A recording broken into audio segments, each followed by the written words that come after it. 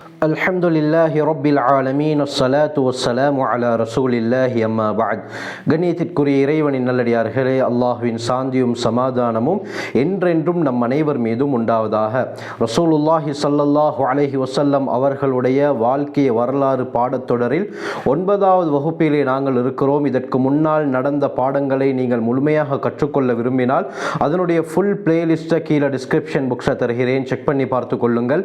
அதிகமான பிரயோஜனங்களை நீங்கள் அடைந்து கொள்வீர்கள்.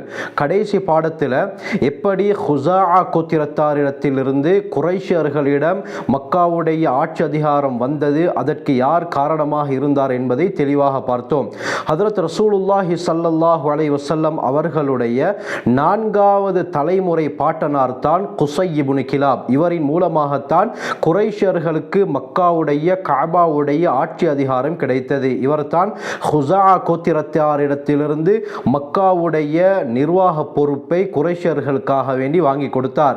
இவர் குறைஷியர்களுடைய தலைவராக இருந்த சந்தர்ப்பத்திலே பல விடயங்களை செய்திருக்கிறார். பல சாதனைகளை குஸை இப்னு கிலாப் செய்திருக்கிறார். அதில் குறிப்பாக நடந்த ஒரு விடயம் தான், ஆரம்பமாக காபத்துல்லாஹ்விலிருந்து தூரமாகத்தான் மக்கள் தங்களுடைய வீடுகளை அமைத்து கொண்டார்கள். எப்பொழுது குறைஷிக்கு மக்காவுடைய காபாவுடைய ஆட்சி அதிகாரம் கிடைத்ததோ அப்பொழுது தூரத்திலே வசித்த குறைஷியர்களை காபாவுக்கு நெருக்கமாக வந்து தங்களுடைய வீடுகளை அமைத்து கொள்ளுமாறும் 2 வீடுகளுக்கு நடுவிலே ஒரு பாதையை காபாவுக்கு வருவதற்காக விடுமாறும் குஸை கூறியிருந்தார்.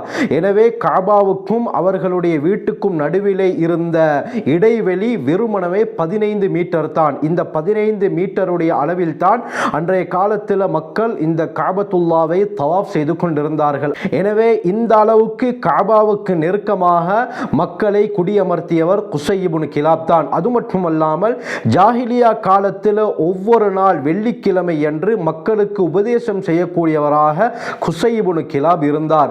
இது போன்ற இன்னும் ஏராளமான பல விடயங்கள் குஸையின் மூலமாக செய்யப்பட்டது. அதில் மிக முக்கியமான ஒன்று தான் தாருன் நதுவா என்ற முக்கியமான ஒரு சங்கம். அதாவது மக்காவில் அந்த காலத்தில் குறைஷியர்கள் தங்களுடைய பிரச்சனைகளுக்கு தீர்வை ஏற்படுத்தி கொள்வதற்காக வேண்டியும் அவர்களுடைய முறைப்பாடுகளை தெரிவிப்பதற்காக வேண்டியும் ஒரு சங்கத்தை, ஒரு இடத்தை குஸை இப்னு கிலாப் அமைத்தார். அதற்கு தான் தாருன் நதுவா என்று சொல்லப்படும்.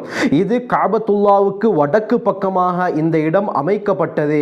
இந்த தாருன் நதுவாவுடைய வாசல் காபாவை நோக்கி தான் அமைக்கப்பட்டிருந்தது. பிற்காலத்தில் ஹதரத் ரசூலுல்லாஹி ஸல்லல்லாஹு அலைஹி வஸல்லம் அவர்களை கொலை செய்வதற்காக வேண்டி குறைஷி காஃபிர்கள் இந்த தாருன் நதுவாவில் ஒன்று சேர்ந்து தான் அவர்கள் சூழ்ச்சிகளை செய்தார்கள் என்பதும் வரலாற்றில் தெளிவாக சொல்லப்பட்டிருக்கிறது. ஆகவே இந்த தாருன் நதுவாவை குஸை இப்னு கிலாப் நல்ல விடயங்களுக்காகத்தான் உருவாக்கினார். ஆனால் பிற்காலத்தில் குறைஷியர்கள் குஸையுடைய வம்சாவளியில் வந்த ஹதரத் ரசூலுல்லாஹி ஸல்லல்லாஹு அலைஹி வஸல்லம் அவர்களை இல்லாமல் ஒழிப்பதற்காக சூழ்ச்சிகளை செய்ததே இந்த தாருன் நதுவாவில் அமர்ந்து கொண்டு தான். புகாரியுடைய விரிவுரை ஃபத்ஹுல் பாரியில் ஹாஃபில் இப்னு ஹஜர் அஸ்கலானி ரஹ்மத்துல்லாஹி அலைஹி குறிப்பிடுகிறார்கள், கிறிஸ்துக்கு பின் 440வது வருடம் தான் குஸை ஹுஸாஅ கோத்திரத்தாரிடத்திலிருந்து காபத்துல்லாவையும் மக்காவையும் கைப்பற்றி தன்னுடைய ஆதிக்கத்துக்கு கீழால் கொண்டு வந்தார். அதற்கு பிறகு இவர் முக்கியமான 6 சாதனைகளை செய்தார்.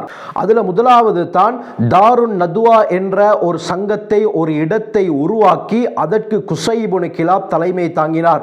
குறைஷியர்களுடைய முக்கியமான பிரச்சனைகள், இதே போல குறைஷியர்களுடைய பெண் பிள்ளைகளுக்கு திருமணம் வைபவம் கூட இந்த தாருன் நதுவாவில் தான் நடைபெறும். எனவே பிரச்சனைகள் வரும் பொழுது அதற்கு தலைமை தாங்கி குஸை இப்னு கிலாப் தான் அந்த விடயங்களுக்கு தீர்ப்பளிப்பார்.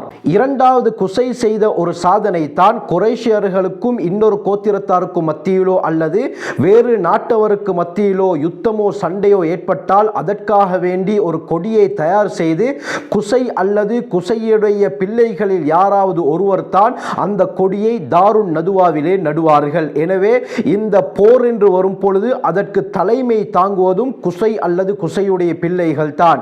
மூன்றாவது சாதனை என்னவென்று சொன்னால், குறைஷியர்களுடைய ஏதாவது வியாபார குழு மக்காவிலிருந்து வெளியே செல்லும் பொழுது அந்த குழுவினருக்கு தலைமை தாங்குவது ஒன்று குஸையாக இருக்கும் அல்லது குஸையுடைய பிள்ளைகளில் ஒருவராக இருக்கும். நான்காவது விடயம் தான் காபாவை திறப்பதாக இருந்தாலும் சரி, அதை மூடுவதாக இருந்தாலும் சரி, அல்லது அதை நிர்வகிப்பதாக இருந்தாலும் சரி, அனைத்தையுமே குஸை குசை தான் மேற்கொள்வார். குசையிடம் தான் அந்த அதிகாரம் கொடுக்கப்பட்டிருந்தது. ஐந்தாவது முக்கியமான விடயம் தான் ஹாஜிகளுடைய தாகத்தை போக்குதல்.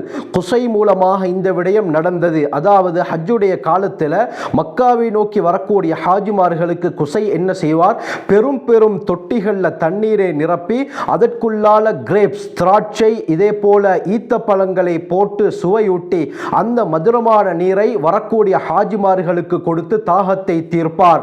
இது குசைன் மூலமாக நடந்த முக்கியமான ஒரு விடயம்.